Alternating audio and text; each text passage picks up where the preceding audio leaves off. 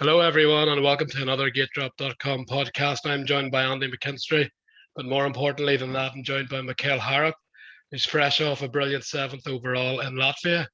Mikkel, welcome to the pod. Thank you for doing this. Our first question is: you're quite an outgoing guy. You seem very relaxed. Have you always been just very chatty with people? You're always roaming around the paddock chatting, but once you get to the race, you look pretty serious. Is that just part of your personality? Yeah, I think it is because when it comes to riding and stuff like that, it's a dangerous sport. So I try to be very serious whenever I'm around the track and whenever I have to do something which involves a bike.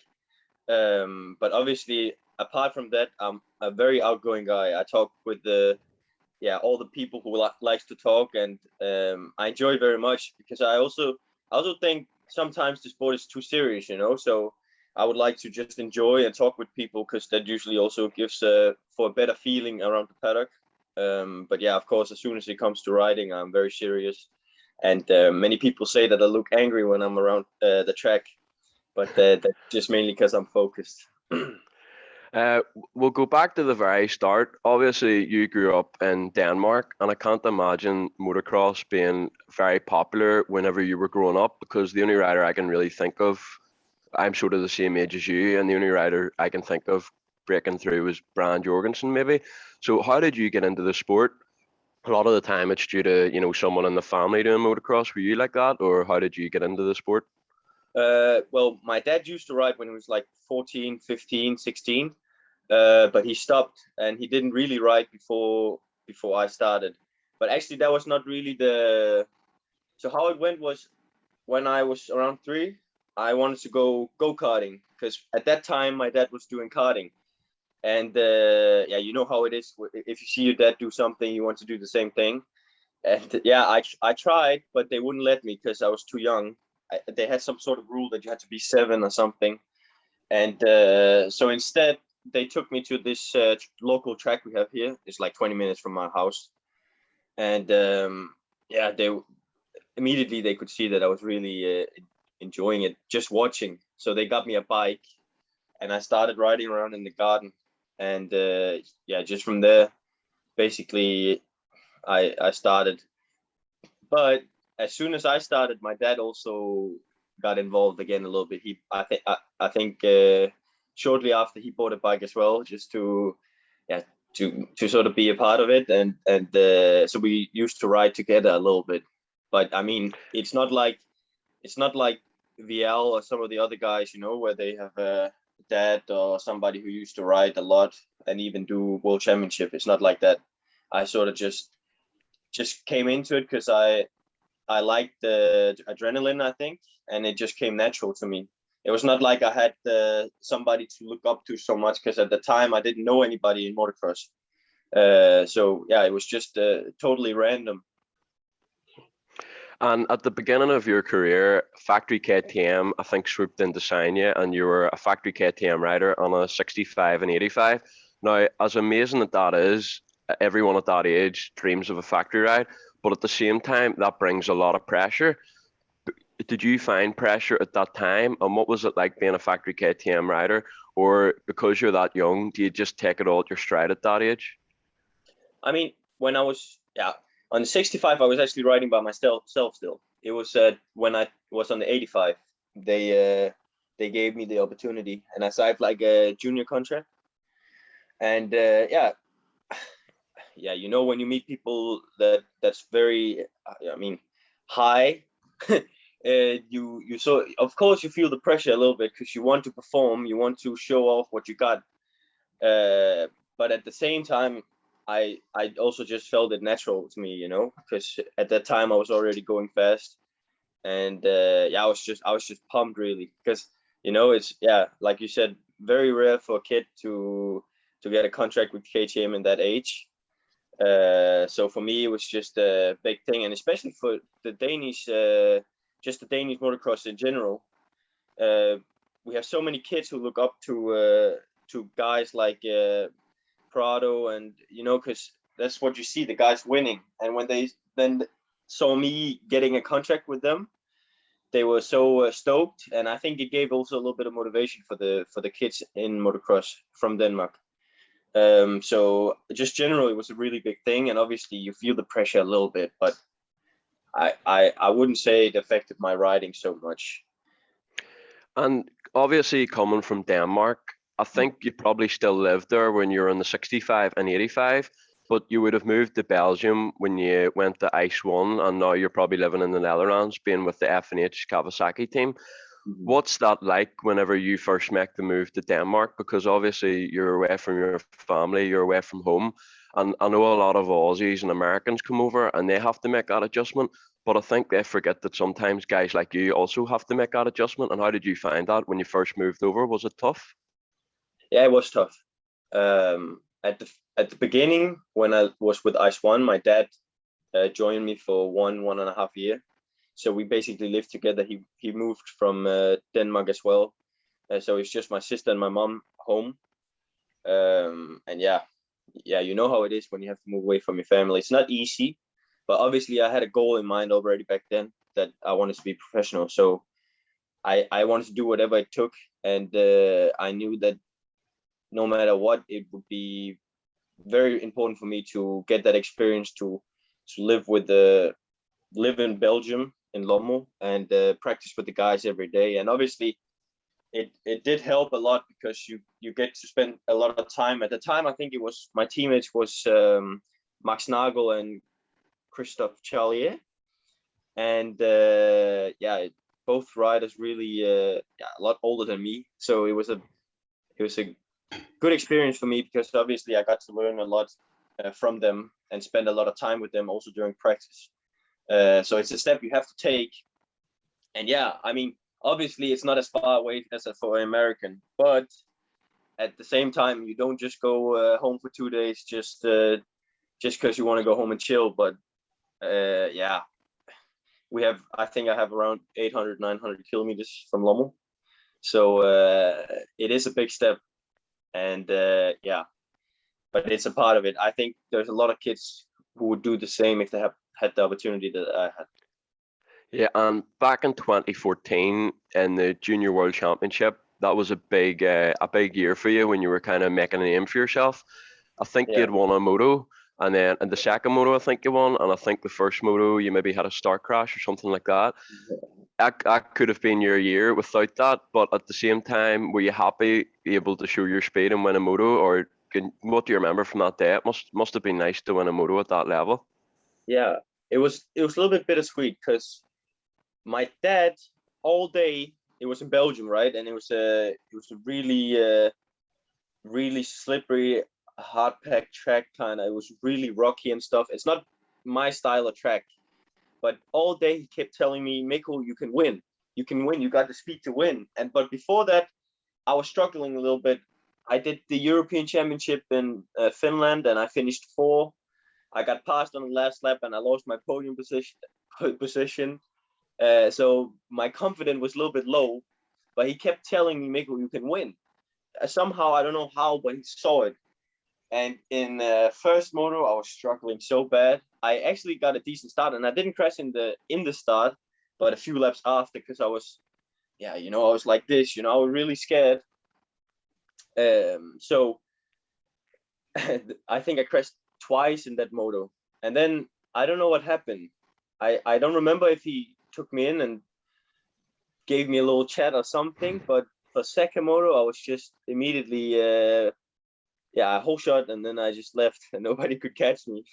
It was quite strange because it had nothing to do with my riding. It was just mental that I didn't believe that I could do it. But then, yeah, my dad helped me a little bit and I got the whole shot. And then I realized, holy shit, nobody's catching me. I'm just leaving the guys behind. So that was quite it was bittersweet because after that race, I realized, oh shit, I could actually have won the Junior World Championship. And I was young. I still had like 2 years in the 85 class after that, if I wanted. And so I wished I would have known. I realized myself a little bit earlier, but at the same time, I think it was important for me to see also that the difference. If just believing in it, you actually it takes you quite far.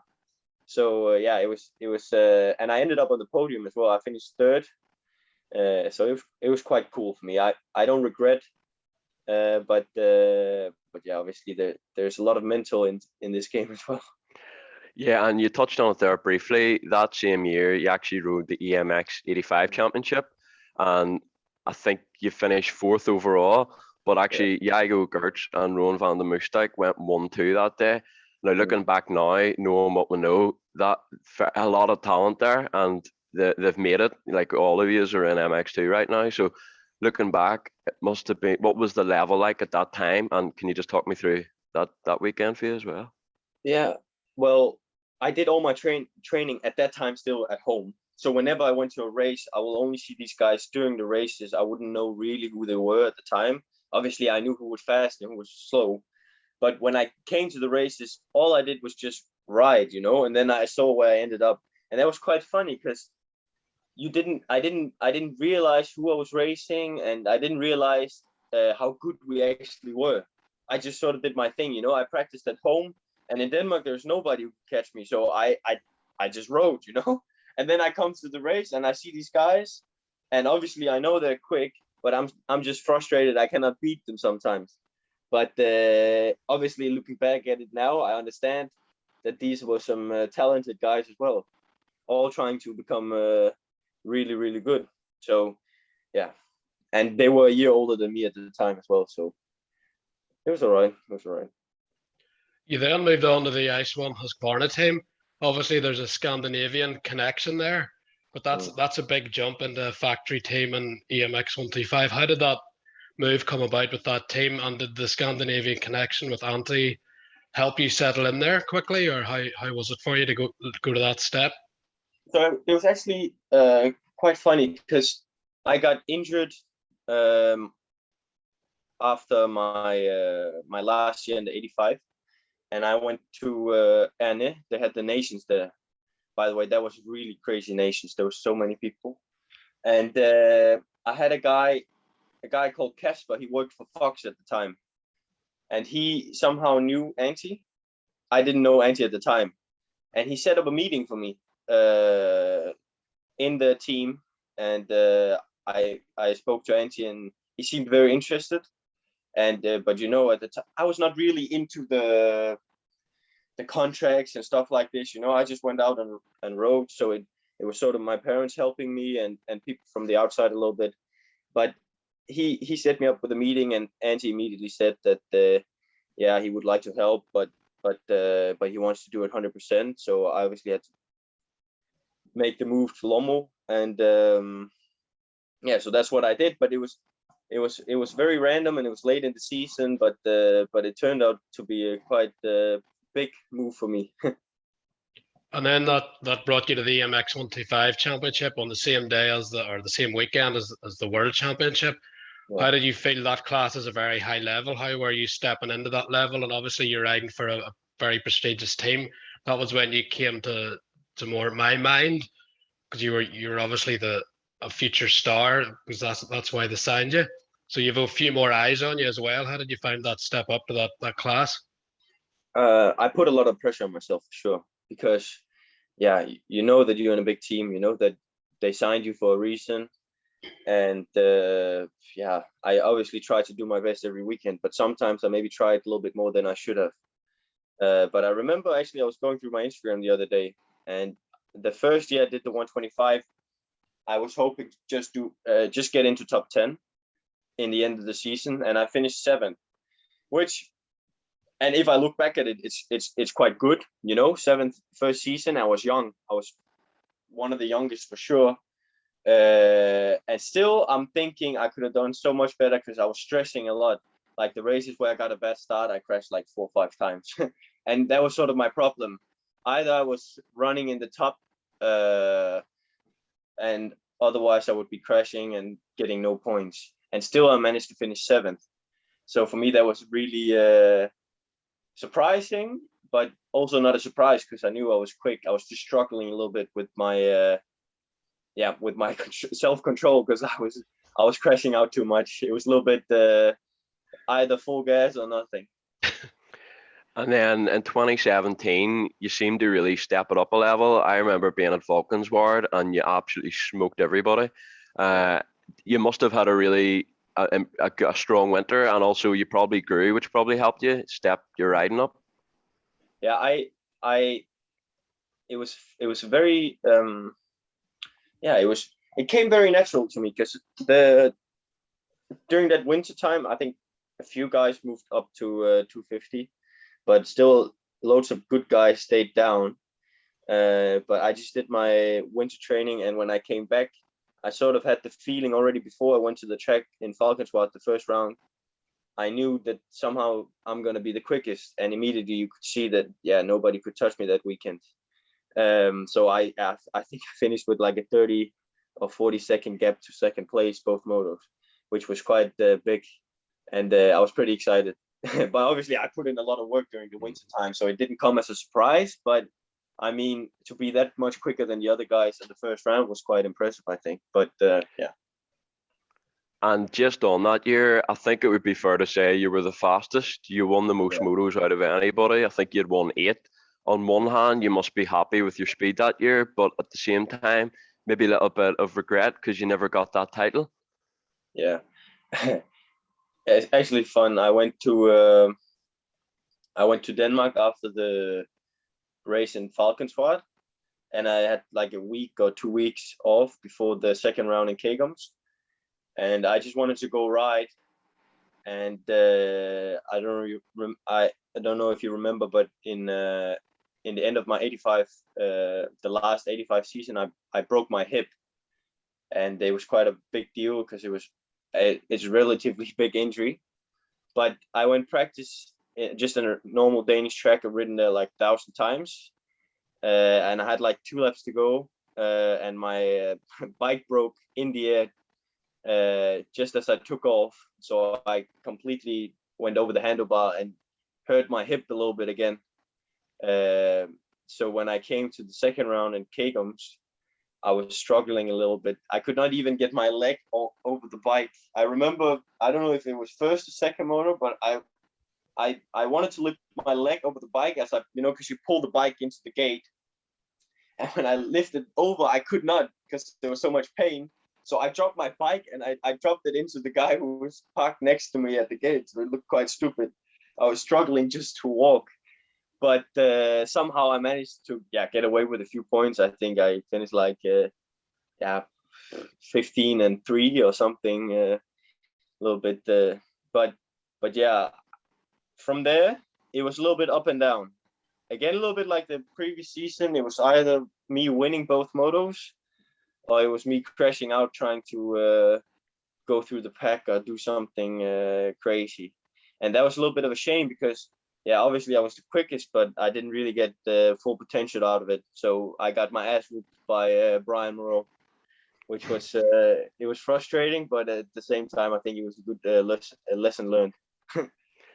And then the following year, you made the move up to the 250. In some respects, that's kind of where your professional career starts, because in some ways, as long as you do enough on the 125 to get a good ride to the 250, you've sort of your job done.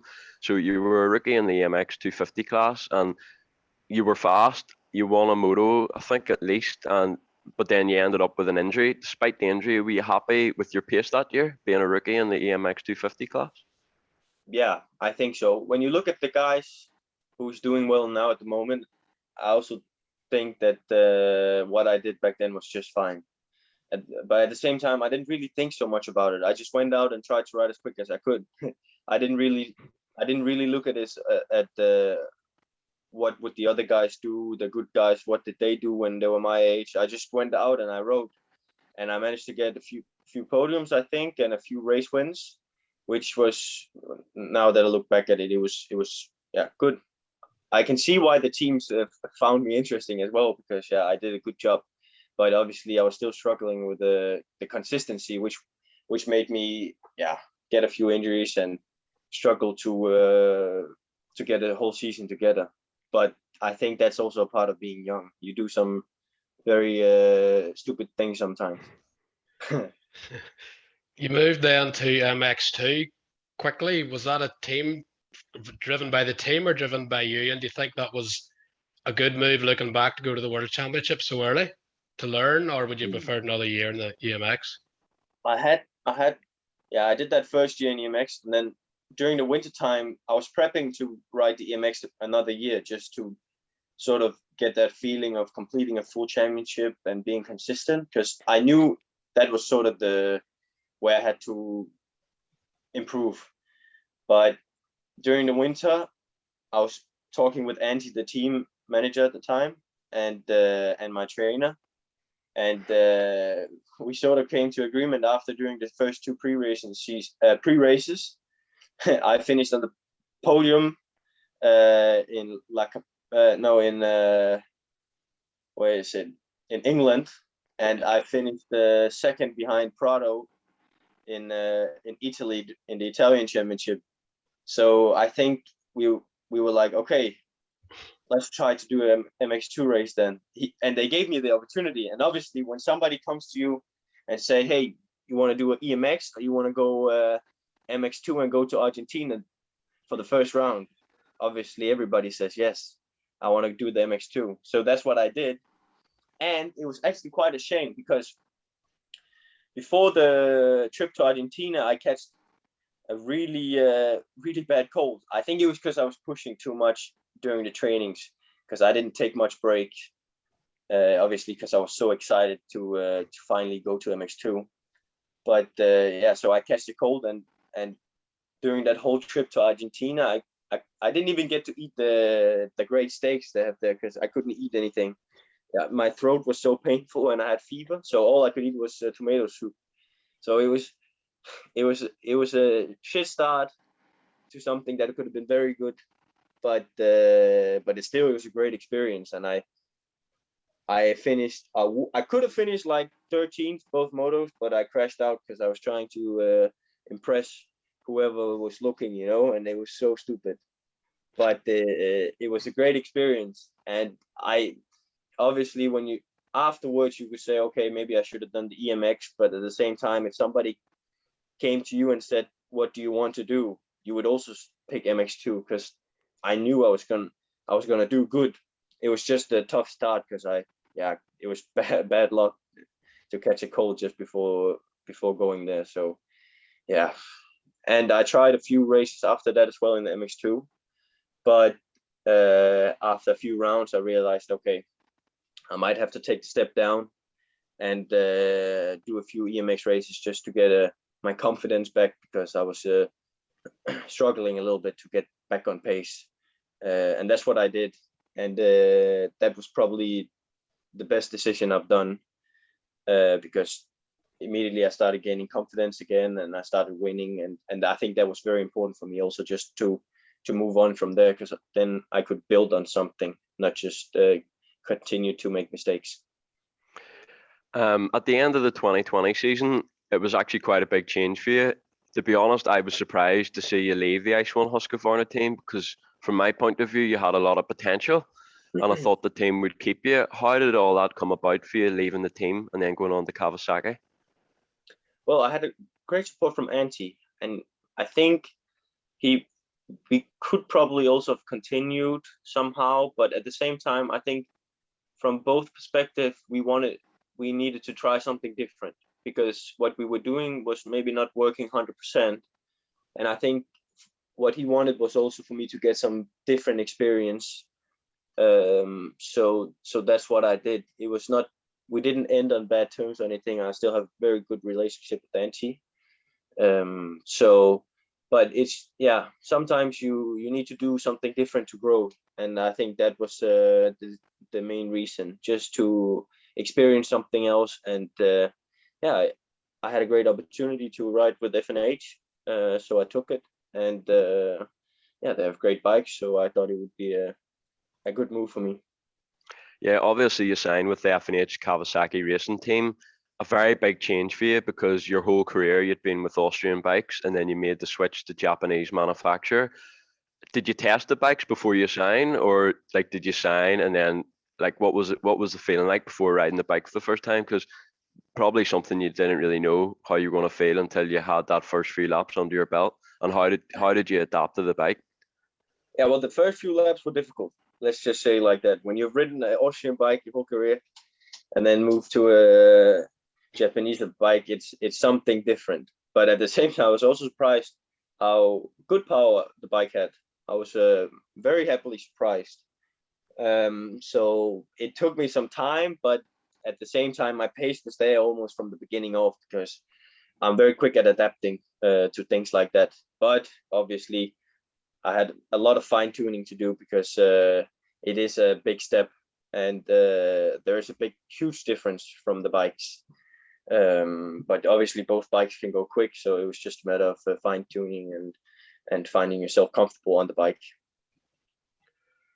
Question about Marc de Reuver for you. What is that guy like to work with? I remember him racing, and he was pretty wild. He could win 2 motos going away against a guy like Ben Townley, or he could crash out spectacularly.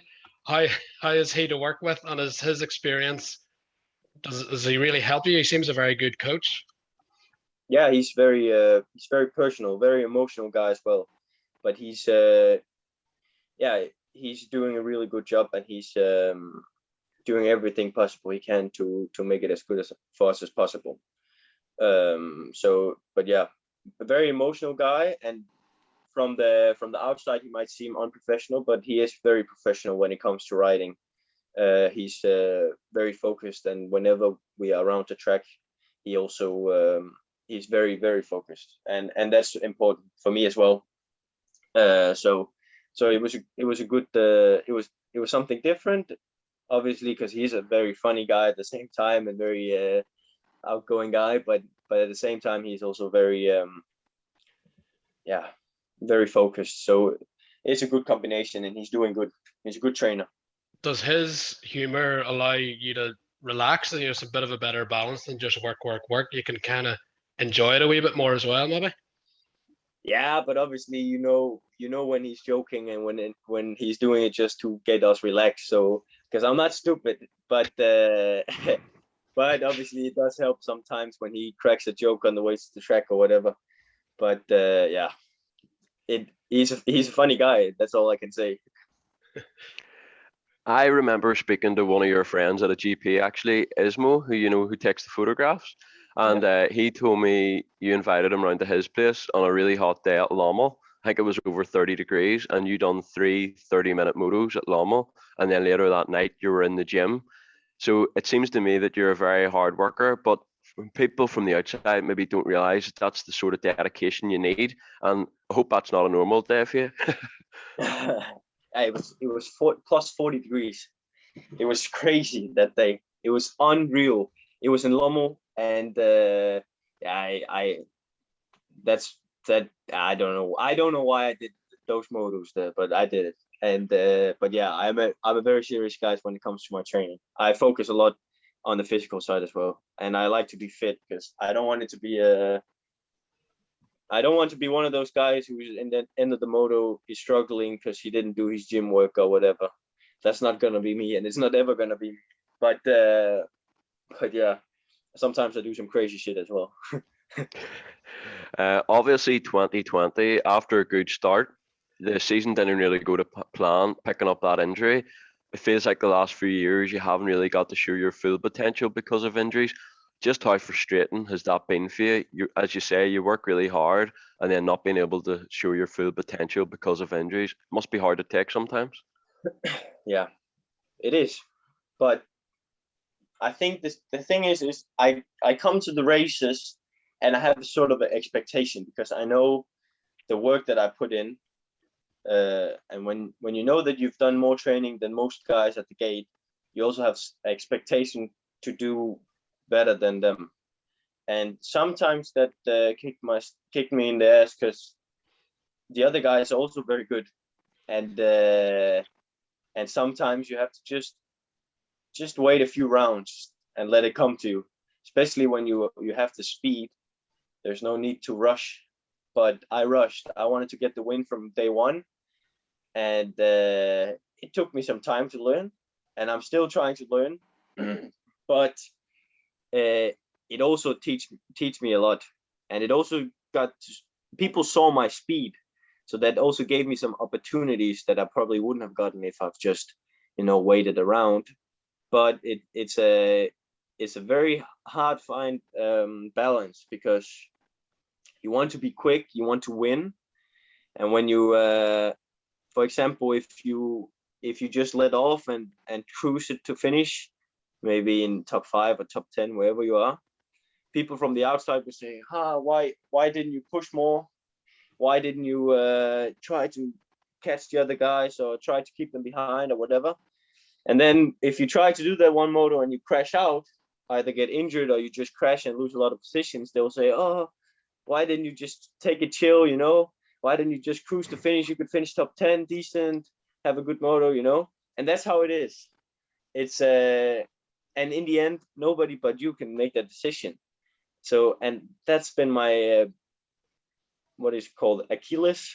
I was trying to do good, I was trying to win, but maybe I was trying too much at times, and I couldn't figure out when was the time to push and when was the time to sort of just accept that maybe I was not going to win that day. And that was my biggest problem. And that's why I got a lot of injuries, because I think never gets injured during the practice. I think maybe one injury at my whole career. It's all me trying to just go a little bit too quick sometimes. And so that's been my biggest struggle the last couple of years, because when you come up to 250, people are going quick, and you're not the only one who's trying to be the fastest, and you're not the only one who's training every day. So it doesn't get as easy anymore as it was in the 85, where I could just win everything. And I have to learn that, and that was probably the reason why I was struggling a little bit. You either saw me on the podium or you saw me in the ambulance, and yeah, it's a shame, but it's been a very important lesson for me. Talking of that podium, the first round at Matterley Basin, you went 3-3. Last year, it was a dream start, I'm sure, for you and that team, and you looked on it all weekend, or at least on that race day. How was the feeling of getting that podium? But then did it also bring a bit more pressure for the other rounds because your expectations maybe went up again? Yeah, I came into the round expecting nothing. I qualified first. I was completely surprised because I knew I was quick, but I didn't know I was that quick. And then I go out to do two decent motos, and it was not like I just whole shot and cruised to the finish line. I actually came from the back and made loads of passes on great guys. So after that I was like, huh? How did that happen? You know, because I came into the season like, oh, let's just try to see where we end up and then work from there. And immediately I go on podium, and it probably went to my head a little bit, but at the same time, I also think I handled it pretty decent. When I came to Falcon Spot the second round, I finished 9 in the first moto, just rode a consistent race, nothing special. The track was really tricky. And then second moto, I crashed out. I hit Gears when he crashed in the start, which was obviously a shame, but it was, yeah, things like that happen and you cannot always avoid them. So yeah, that was what it was. But then Corona hit and we didn't get to ride for 3 months because of the restrictions and the tracks closing, and that was tough for me. That was really difficult. So when I came back, I wasn't really on the pace that I wanted to be, and then the mistakes started coming a little bit again. I feel this year it's very important for you to stay injury free. Have you maybe changed your mindset and your goals this year? Although it sounds like coming into last year you had the right mindset, so maybe you learned before last year. And are you just trying to be maybe smarter out there this year? Yeah, I'm trying to be smarter. Last year I felt like I knew what it would take, but obviously I didn't. I made some mistakes, but I was also very unlucky. And this year I'm just trying to improve on that and try to do even better. Actually, coming into the season, I had a very good preparation and I was really fit and fast.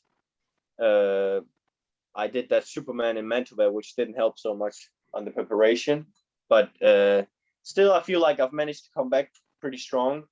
I've been inside the top 10 several times now, and I'm feeling quite comfortable where I'm at, and I'm just looking forward to continue working one race at the time and then see where I end up. That's sort of that's my game plan, and that's my goal for this season. Just trying to learn from last year and then trying to improve and build on it. Can you talk a wee bit about Latvia that just happened there this past weekend? Very good result for you. You got a good start as well, which probably helped you a lot in the first moto. Although, is it tough you mentioned the balance there, is it tough to find that balance when you get away, and your instinct's probably to try and go at the front, but you know you don't want to put a top 10 or a potential top 5 result out the window as well? You know how many guys told me, why didn't you just try to hang on when I was that second from the start and second moto? Yeah. So many guys told me, maybe we should have just tried, but I just know I would prefer to finish 9 than crashing out. And I tell you, even if you just make a small crash in the corner, just tips over and picks it up, 5 guys are already past you. It goes that quick. People are really quick, especially in that top 10. So you got to respect it, and you got to be, just focus and do your thing, and then you see where you end up. You cannot just expect to go from 15 to go out and do podiums immediately. It doesn't work like that, at least not for me. And in terms of your future, have you set yourself any goals you'd like to achieve this year? Or like you said, are you just going to take a race at a time and see how it all goes? And then have you set yourself any long-term goals you'd like to achieve in the future? So for this season, I'm just trying to continue what I'm doing and building on that. Try to gain as much experience in the class as possible, because I want to do the full season without making too many big mistakes. And that's my main goal. And I would be very happy if I accomplished that. That's a big accomplishment because it's difficult. You see many riders making big mistakes once in a while. So if I could make it through the season, I would be very happy. I would have a very good season with some good races and something to build on, which is something I've been missing the last couple of seasons. So that would be very big for me. And I do obviously all these things with the goal of being world champion, no doubt about it. I'm not here to finish second. I'm not here to finish third, but there's a few steps you have to take before getting to that point, and this is one of them. But obviously, I have in the future, I have my goal side on the world championship in the MX2 class. That's for sure. I still have three years, so I believe in it. The Motocross of Nations is mid-season this year for the Grand Prix riders. What are your thoughts on that? And are you planning on making yourself available to ride that event, even though it's in the middle of your series? I mean, the event is in the middle of the season, which is difficult. But at the same time, what should I do that weekend if I didn't go racing? Yeah. So, I mean, I don't know exactly if anything is official yet, but obviously I would like to go if I could. So we'll have to see. But yeah, it's a shame it's in the middle of the season, though. I wish they would have been towards the end, and we could probably have more riders joining in. But yeah, if that's how it is, then that's how it is. And for that event, would you open yourself up to race a 450, or if you're picked, would you only have the MX2 bike available? Obviously, even if you wanted to ride a 450, it might be quite tricky to get your hands on one that way. But if it was possible, would you be open to either class? I would prefer to do the MX2. Let's be honest, I haven't been practicing on the 450, so it would be very surprising to see me on a 450, I think. Not that I could probably ride it, but I have no experience on the bike, so for me, it would be more important to ride the 250 because otherwise I would, I think it's better. That I don't think you will see me on the 450, to be honest. InFront Moto Racing, obviously with COVID last year, changed the GP format. It's now 1 day for you guys. What's your thought on the 1 day format? Do you prefer it? Would you rather have the 2 days riding? Or do you not really mind either way? It feels quick. Whenever you come to a race, you're there for 1 day and you leave. So that's the most negative part of it. You don't feel like you've been there, basically. Like you just arrive, you do 3 times riding, and you go home. So I wish it would have been 2 days just because of that. But at the same time, it just took a little bit of getting used to. And now when you're in the rhythm, it's working just fine. I mean, you have a practice and a qualifying, and you have the 2 motos, so it works fine, and you can do your thing. But it feels a little bit too quick, and maybe also for the spectators, they feel like they paid a lot of money, but the races end so quickly, you know. So it's and also I missed the qualifying race. It's nice to have a little race there on Saturday as well. The level of MX2, because there's the under 23 rule, a lot of people are quite negative about it, saying it isn't a deep class, or the talent isn't as good just because of the youth. But we think it's really, really deep, and especially this year. I mean, the top 15 to 20 guys, it's a big name after big name. You obviously raced the class. What are your thoughts on the depth and the quality of riders? I don't know who said that there's no depth in the class, because then they should try to ride in it.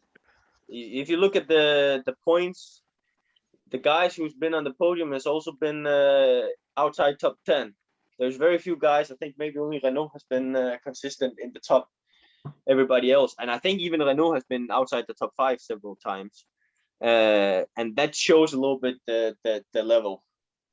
Just to be in top 10 is an accomplishment itself, because you see just in Latvia in the qualifying, I think he was 1 second from 10 to first.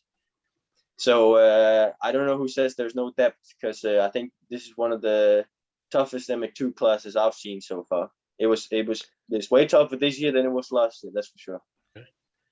And just on the riders there, you talked about what the balance you need to be at the top. All you guys are obviously a very similar speed. What makes a difference for a guy like Renault who's able to produce these consistent results? Is it just starts? Is it experience? Or what do you feel is the difference between the guys that are getting the results at the very top and the other guys that are maybe going a 5th 1 week and a 15th the next, from your perspective? I think it's a mindset. He's decided that he's going to go out and win. I think that's it. He found out pretty early that he was quick, and I think he's built from that. Obviously, his pace is good, no doubt about it. He is the quickest at the moment. When you look at it, he passed guys like it's not like he just goes out and hole shots. He go out and pass people. So he is quick, without a doubt. But he also decided, I think, to win. I think that's it. When you decide you're going to go out and win, then that's what you're going to do. But it can also force a lot of mistakes, because if he don't make it happen one weekend, he can make some stupid mistakes. And obviously for him, that would be not so good, because he's got quite a good points gap now. But I mean, that's the balance you have to find. You want to win, and you have to decide you need to win. Otherwise, you won't win, obviously. But at the same time, you also got to be patient. You cannot just expect to win every time. And I think what he's doing at the moment is pretty impressive, because it is a tough field. But yeah, I think there's a lot of guys who try to stop him. And the season we've only done 7 rounds, and we have, I don't know, 11 to go or something like that. So it's a long season yet, and there's going to be a lot of mistakes from people as well. So let's see. Obviously, it's the MX2 World Championship, and like you said, everyone can ride. It's a very deep field this year. When you get to that level, how important is it, do you think, to be strong mentally at that level? Do you think it's maybe even half the battle? Yeah, I do believe, because everybody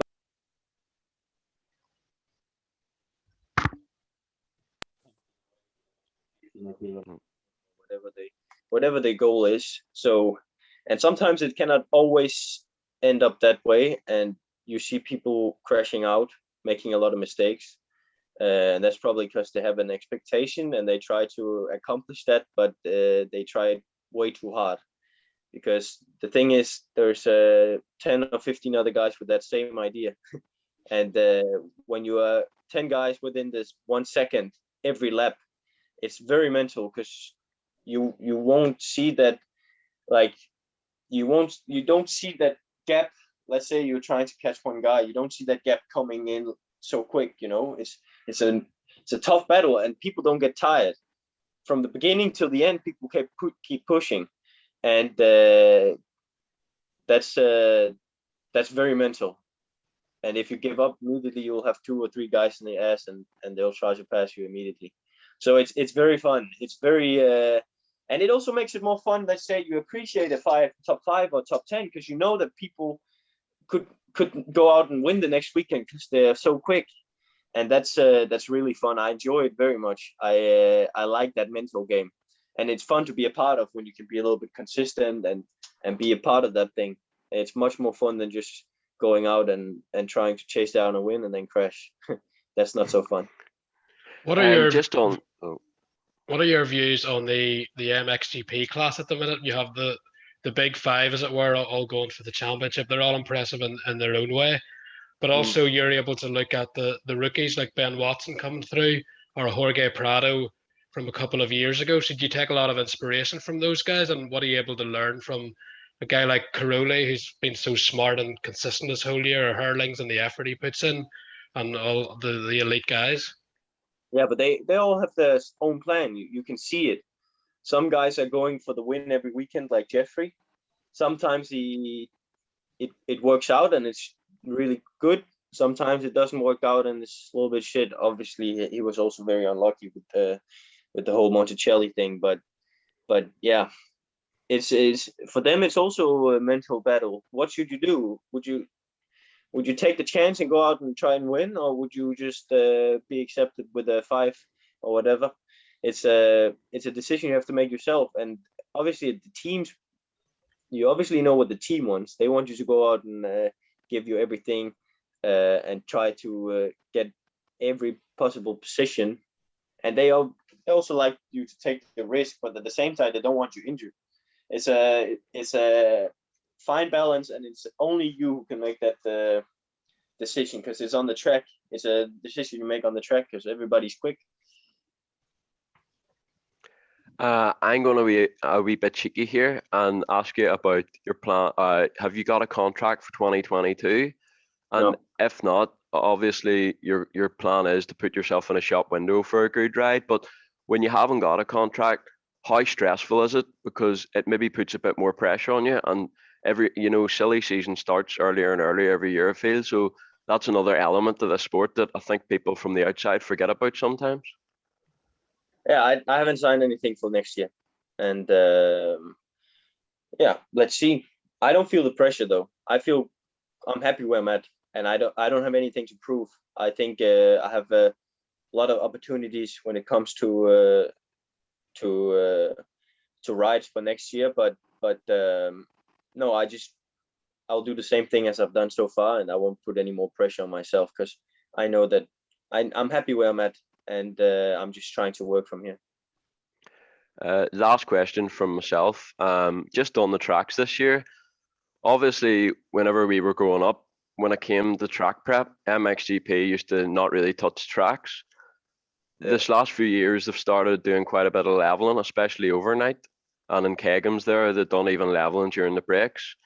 I personally rather when they just leave the tracks and it gets lovely, bumpy and rough. What's your thoughts? I still do feel like the tracks have been technical this year, bar maybe Matterley, and Kegums could have been a bit better. But other than that, I thought the tracks were good this year. What's your thoughts on the track so far this year and in terms of track prep? I like what they did in Kegums. I understand from the outside you would like to see people ride on a rough track. But when you do that, you will also see a lot more injuries and crashes, because when you're trying to push to the limit, obviously when the track is really technical and difficult, you'll have more mistakes. And if they flat the track, people are able to move around a little bit more on the track, and they won't do as many mistakes. And I think that's it makes for greater racing in the end, because not as many guys will be out. Also, if you look at it, we don't have many injuries at the moment. Many guys are still here. I think in MX2, everybody but Rowan is there. So I think it makes for greater racing in the end when they prep the track and make it safe for everybody. Because obviously the track is still going to be rough. Like you look at Lommel, I think it's the toughest the track has ever been. I've never ridden on Lommel this destroyed, and I've ridden there many times. So I think if you ask the riders as well, I think they would say the same thing. The tracks are not flat, and they're not more flat than it's been previously, but they have been just prepping few things like the takeoffs and the places where it could be sketchy.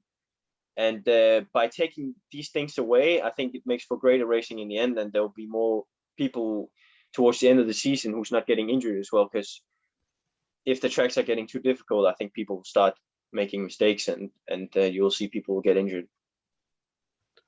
What do you do away from the track, Mikkel, to kind of take the pressure off your racing? What do you enjoy to do outside motocross? Oh, I mean, there's not so much time outside of motocross.